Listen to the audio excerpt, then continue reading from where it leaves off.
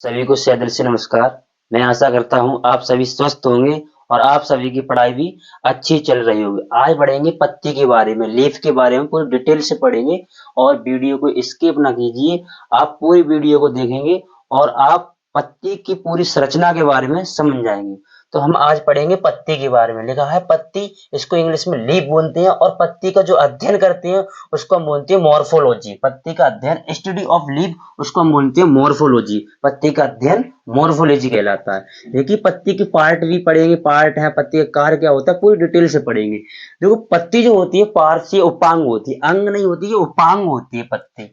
और पत्ती जो होती है कहां से निकलती है पत्ती? पत्तियां तने के पर्व संधि से निकलती है। पर्व संधि किसे कहते हैं? पर्व संधि, संधि हम उसे कहते हैं जहां पर ज्वाइंट होता है। पर्व संधि लिख गया है, इसको पर्व संधि कह देंगे। पत्ती कहां से निकलती है? पर्व संधि से निकलती है। जैसे कि हम आपको आप दिखा सकते हैं पत्ती कहां से निकलती है। ये जिसमें जो पत्ती निकली हुई है ये यहाँ पर संधि है। ये जोड़ को संधि कहते हैं, ज्वाइंट माना संधि, यहाँ पर जोड़ होता है। तो पत्ती पर्व संधि से निकलती है। लिखा है पत्ती कहां से निकलती है? तने के पर्व संधि। तना, अब इसमें तना लिखा है, तने वाली वीडियो को पूरी डिटेल से पढ़ा दिया है। आपने अगर तने वाली वीडियो नहीं देखी है, जो स्टेम वाली वीडियो नहीं देखी, उसको आप देख सकते हो। तना क्या होता है आपको डिटेल से पढ़ा दिया है।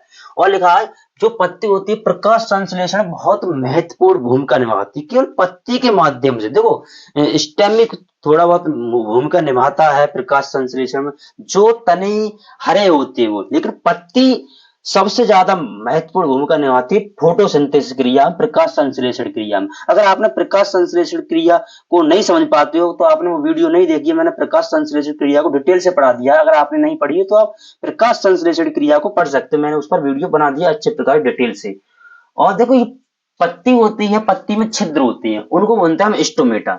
ये पत्ती है, इसमें छिद्र होते हैं और उनको हम क्या बोलते हैं? स्टोमेटा। और हिंदी में रंध्र और छिद्र भी बोलते हैं। और पत्ती में जो रंध्र होते हैं वो उल्टी साइड पर जाते हैं। ये पत्ती का सीधा हिस्सा, ये जहां चिकनी होगी वहां रंध्र कम होगी। अब देख लें दीवार, दीवार चिकनी और खुरदरी में क्या अंतर होता है? जहां पर ज्यादा छिद्र होंगे तो दीवार खुरदरी होगी और कम छिद्र होंगे वहां चिकनी होगी। पलस्तर हो जाता है तो चिकनी दीवार हो जाती है। और वहां की विदाउट पलस्तर के कैसे होती है? दीवार खुरदरी क्यों होती है? क्योंकि वहां पर छिद्र ज्यादा होते हैं। ऐसे पत्ते का सिस्टम। पत्ते यहाँ पर चिकनी है, क्यों चिकनी है? यहाँ पर स्टोमेटा कम है। और यहाँ पर इधर देखो, उधर पलट के देखो, यहाँ खुरदरी है क्योंकि यहाँ स्टोमेटा की संख्या ज्यादा है। तो स्टोमेटा की संख्या सबसे ज्यादा पत्ती के अपोजिट, विपरीत भाग में पाई जाती है। तो स्टोमेटा सबसे महत्वपूर्ण भूमिका निभाते हैं फोटोसिंथेसिस में। यही गैसों का आदान प्रदान विनिमय करते हैं। इन्हीं के माध्यम से CO2 आती है और O2 निकलती है। किसके माध्यम से? स्टोमेटा के माध्यम से। ये पत्तियों में छोटे छोटे छिद्र होते हैं, उनको स्टोमेटा कहते हैं। ठीक है, अब पढ़ते हैं हम पत्ती के भाग।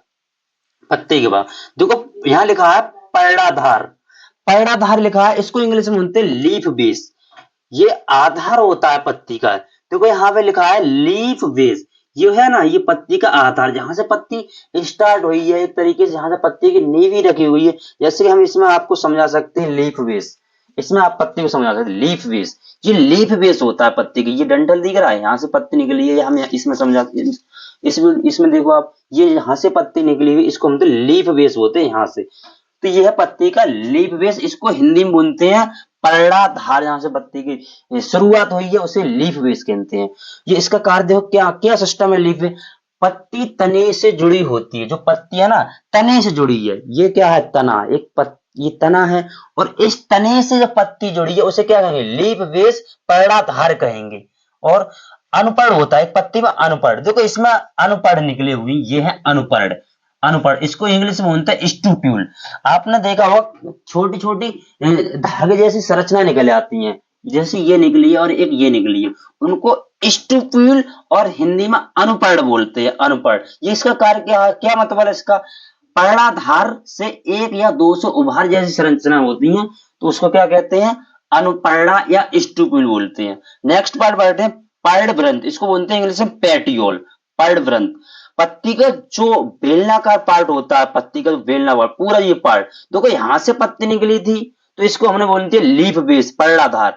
अब पूरे हिस्से को ये संरचना है, बेलनाकार संरचना है पत्ती की, ये वाली जो डंठल, इसको डंठल भी बोल देते हैं। इसको साइंस की भाषा में क्या बोलते हैं? पेटियोल, इंग्लिश में पेटियोल और हिंदी में पर्णवृंत। वृंत मानो जिसको हम पकड़ दे, ये हमने तोड़ लिया। अब इसको हम पकड़े हैं, ये वृंत पकड़े हैं, क्या पकड़े?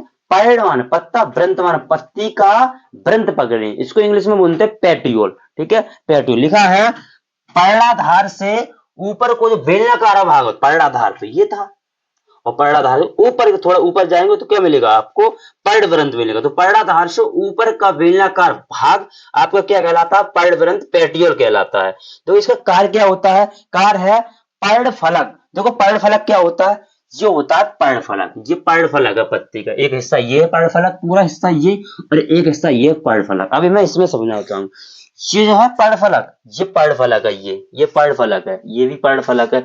इसको इंग्लिश में बोलते हैं लेमिना, इसको इंग्लिश में लेमिना बोलते हैं, पर्णफलक या लेमिना। तो यहाँ पर लिखा है पर्णफलक को पर्णाधार से जोड़ना, ये किसका कार्य है, पर्णवृंत। तो यही से होता है, ये पर्णवृंत पर्णफलक को जोड़ रहा है, ठीक है, पर्णफलक को और पर्णाधार से। यहाँ ये था पर्णाधार बेस, लीफ बेस, और पर्णफलक को किसका कार्य है, ये हमने ये पकड़ लिया हमने लीफ बेस, ये पकड़ लिया लीफ बेस, और ये हमने पकड़ लिया पर्णाधार, वो पर्णफलक पकड़ी, ये लेमना पकड़ी, ये लेमना, और बीच में क्या रहेगा, पर्णवृंत। तो पर्णवृंत का कार्य क्या है, लेमिना को और इसको क्या बोलते हैं, पेट, उसको पर्णाधार लीफ बेस को जोड़ता है। कौन जोड़ता है, ये जोड़ता है पेटियोल जोड़ता है। तो इसका कार्य ये हो गया, ठीक है। और आगे और क्या लिखा है, पर्णवृंत पत्ती को, देखो जो पर्णवृंत का कार्य क्या होता है, जब सूर्य की किरणें आती हैं तो ये पर्णवृंत बहुत महत्वपूर्ण भूमिका निभाता है। जैसे सूर्य की किरणें आती है तो ये बहुत महत्वपूर्ण भूमिका निभाता है कि सूर्य की किरणें इसको मिल जाएं। तो इसमें ये लिखा है जो पर्णवृंत है, पत्ती को सूर्य का प्रकाश उचित मात्रा में मिल सके, ये पर्णवृंत का कार्य है। इस प्रकार फैल जाता अपने आप को, एकदम पत्ती को घुमाने में भी सहायता करता। जैसे सूर्य की किरण आएगी तो हाँ कहेगा, एकदम पत्ती को जगा देगा, आ गई धूप, आ गई मतलब सूर्य का प्रकाश आ गया, जाग जाओ। ये पर्णवृंत ये बहुत महत्वपूर्ण भूमिका निभाता है, पत्ती को उचित मात्रा में सूर्य का प्रकाश मिल सके। किसका कार्य है, ये है पर्णवृंत का पेटियोल का कार्य है। आगे देखते हैं क्या लिखा है, पर्णवृंत जिसमें पर्णवृंत पाया जाता है, देखो जिसमें इसमें पर्णवृंत है, डंठल है, जिसमें पर्णवृंत पाया जाता है उसको हिंदी में बोलते हैं संवृंत। जिसमें पर्णवृंत प्रेजेंट रहता है, मैंने प्रेजेंट लिख दिया है, जिसमें पर्णवृंत प्रेजेंट रहता है उसको संवृंत, इंग्लिश में बोलते हैं पेटियलेट, पेटियलेट बोलते हैं, पेटियलेट। संवृंत जिसका समान साथ में, वृंतमान है, जिसमें वृंत है, इसमें वृंत है, ये डंटल है, इसमें डंटल है, तो क्या बोलेंगे, इसको संवृंत बोलेंगे। और जिसमें पेटियोल अब्सेंट रहता है, उसमें अब्सेंट है ही नहीं, उसको क्या बोलते हैं, अवृंत। देखो इसमें आप समझ सकते हो, ये है नो पेटियोल। मैंने नो पेटियोल क्यों लिख दिया, जिसमें वृंत नहीं है, ठीक है, पर्ण वृंत नहीं है। मैंने चित्र भी बना दिया है, इसमें कोई वृंत नहीं, इसलिए लिख दिया है नो पेटियोल, मतलब इसमें पर्ण वृंत नहीं पाया जाता। और इसमें लिख दिया है मैंने पेटियोल, क्योंकि इसमें पेटियोल है, इसमें पेटियोल है, ये देखो पेटियोल दिख रहा है। तो इसमें मैंने चित्र के माध्यम से आपको समझा दिया है। अब आगे समझते हैं, आपको पत्ती की और भी जानकारी देखते हैं पत्ती के बारे में। तो मैंने यहाँ पर पूरे चित्र में सबको समझा दिया, एक बार यहाँ देख लेते हैं। देखो ये पत्ती का ये वाला जो हिस्सा होता है, पत्ती का ये वाला हिस्सा, तो ये यहाँ पर समझ, इसको बोलते हैं एपेक्स। क्या बोलते हैं, एपेक्स बोलते हैं। ये पत्ती का देखो, यहाँ देखो ये एपेक्स उगता है, यहाँ भी देखो आप एपेक्स लिखा है ये, ठीक है। और ये वाला जो होता है बीच का मिड रिब, इसको क्या बोलते हैं, मिड रिब। देखो इसमें दिखाई दे रहा है मिड रिब, ये दिखाई दे रहा है आपको मिड रिब, यहाँ पे मैंने लिख दिया है मिड रिब। क्या लिख दिया है, मिड रिब। बीच की संरचना, जो पत्तियों को हम कह सकते हैं, जो लेमिना को दो भागों में बांट दी है, उसे क्या कहते हैं, मिड रिब कहते हैं। एक लेमिना ये, एक लेमिना ये। एक पत्ती में कितने लेमिना, दो लेमिना। एक पत्ती में कितने मिड रिब, एक मिड रिब होता है। देखो ना, एक मिड रिब है, ये पत्ती का मिड रिब होता है। और ये देखो वेन्स होती है, वेन्स, ये छोटी छोटी, इसमें भी आपको देख, इसमें इधर देखो आप, ये चमक रही है, ये वाली, ये क्या होती है, वेन, इनको सिराएं बोलते हैं, ठीक है। ये वेन है, नसा दिख रही है आपको। तो मैंने अब आपको मैं आगे समझाता हूं। यहाँ पर बोर्ड पर्णफलक, ये पत्ती को इंग्लिश में इसको बोलते हैं, पत्ती का तीसरा पार्ट है, और बोलते हैं इसको लेमना बोलते हैं। ये पत्ती का चपटा और चौड़ा और फैला हुआ हरा रंग का भाग होता है, ये पत्ती का। आप इसमें देख सकते हो, इसमें देखो ये चपटा हुआ और चौड़ा एक हरा रंग का पार्ट होता है, इसको लेमना बोलते हैं। आप इस पत्ती में समझ सकते हैं, जैसे कि पत्ती में आपको समझाऊंगा, इस पत्ती के माध्यम से आप समझ सकते हो। जैसे ये वाला जो पार्ट होता है, ये लेमना होता है, पत्ती का हरा पार्ट है, चपटा पार्ट है, ठीक है। इसको चौड़ा भाग भी बोलते हैं, यही होता है पत्ती का।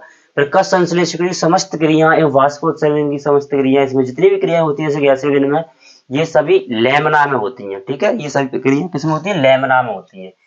वाष्पोत्सर्जन होता है, जो एक्स्ट्रा पानी होता है पत्ती में वो वाष्पोत्सर्जन के माध्यम से बाहर निकल जाता है। उत्सर्जनकारी होता है, अगर कोई भी एक्स्ट्रा चीज है पत्ती के माध्यम से बाहर निकालना, रंध्रों के माध्यम स्टोमेटा के द्वारा पत्ती से बाहर निकल जाती है, उसे बोलते हैं वाष्पोत्सर्जन।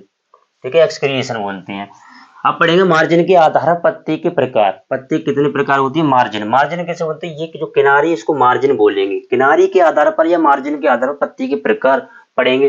पहली पत्ती सरल पत्ती, इसको इंग्लिश में बोलते हैं, यहाँ पर थोड़ी गलती लिख गया पत्ती, ठीक है, तो यहाँ पर भी थोड़ा गलती लग रहा है पत्ती, ठीक है। सरल पत्ती, सिंपल लीफ बोलते हैं। सिंपल लीफ क्या होता है? सपाट एवं सरल किनारी। मैंने कहा सरल किनारी एवं सपाट किनारी को सिंपल पत्ती बोलेंगे। इस बरगद में, नींबू में, पीपल में, गेहूं में, ईटीसी इत्यादि में आपको सरल पत्ती देखने को मिलेगी। यहाँ पर कोई दरार नहीं होगी, केवल बिल्कुल किनारी समान होगी, सपाट होगी, उसे सरल पत्ती सिंपल लीफ बोलेंगे। अब दूसरे नंबर संयुक्त पत्ती, इसको इंग्लिश में बोलते हैं कंपाउंड लीफ। इसमें दांतेदार संरचना पाई जाती है, जैसे कि आप देख सकते गुलाब है, गुड़हल है, नींब है, जैसे कि चित्र में दर्शाया गया है। ये जिसमें दांते के आकार की जो संरचना पाई जाती है, हिस्से के आकार की, दांते के आकार की खुरदरी संरचना पाई जाती है मार्जिन पर, किनारे पर, उसको बोलते हैं कंपाउंड लीफ या संयुक्त पत्ती। जैसे कि आप चित्र के माध्यम से इसमें समझ सकते हो, इसमें आप समझ सकते हो, जैसे ये गुड़हल की पत्ती है, इसमें दांते के आकार की संरचना है, आप इसमें देख सकते हो, ये होती है कंपाउंड लीफ, संयुक्त पत्ती होती है ये। अब पढ़ते हैं पत्ती के कार्य। देखो पत्ती के कार्य होते हैं, पत्ती के कार्य, पत्ती कार्य है प्रकाश संश्लेषण। पत्ती में ही प्रकाश संश्लेषण होता है, मेनली प्रकाश संश्लेषण कहाँ होता है? पत्ती में। पत्ती में स्टोमेटा पाए जाते हैं, उसी के द्वारा गैसीय विनिमय वगैरह होता है। दूसरा कार्य गैसीय विनिमय, एक्सचेंज ऑफ गैस, पत्ती में ही होता है एक्सचेंज ऑफ गैस, ठीक है। CO2 को आना और O2 को बाहर निकलना किसमें होता है?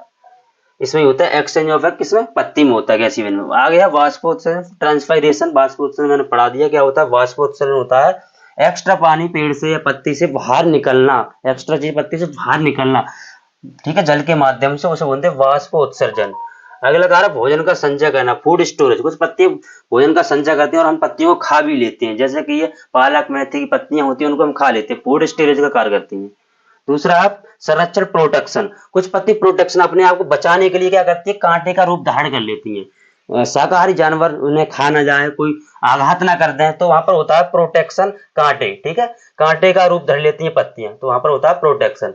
तो मैंने डिटेल से आपको पढ़ा दिया, पत्ती की संरचना के बारे में पढ़ा है, पत्ती कितने प्रकार की होती है, टोटल डिटेल से पढ़ा दिया। और आप इसका एक स्क्रीनशॉट लो, जिससे आप नोट्स बना सको। एक नोट्स बनाओ, आप इसको दोबारा देख सकते हो वीडियो को, अगर एक बार में समझ में नहीं आया। अगर आपने चैनल को सब्सक्राइब नहीं किया तो चैनल को सब्सक्राइब कर दो और चैनल को लाइक कर दो और बेल आइकन की घंटी बजा दो। इसी के साथ जय हिंद।